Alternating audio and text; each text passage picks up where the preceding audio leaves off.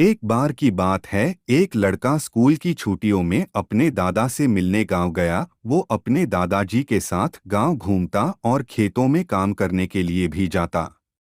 एक दिन वो लड़का अपने दादा के साथ खेत में काम करने के लिए गया हुआ था, तो दादा ने उससे शर्त लगाई कि चलो देखते हैं कि खेत की जमीन को फसल की बुवाई के लिए कौन पहले तैयार करता है। उन दोनों ने खेत की आधी आधी जमीन बांट ली और जमीन को नई फसलों की बुवाई के लिए तैयार करने लगे। वो दोनों मिट्टी को खोदकर उसे पलट उसकी गांठों को तोड़ रहे थे ताकि वो फसल की बुवाई के लिए तैयार हो जाएं।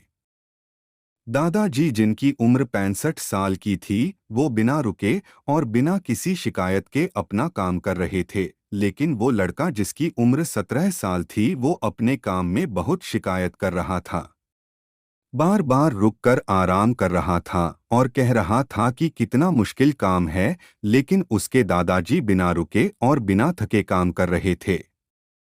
फिर जब शाम हुई तो लड़का देखता है कि दादाजी ने अपने हिस्से की सारी जमीन की बुवाई कर ली है और उनके हिस्से की जमीन अब फसलों की खेती के लिए तैयार है, लेकिन उसके हिस्से की जमीन में अभी आधी जमीन का भी काम पूरा नहीं हुआ था।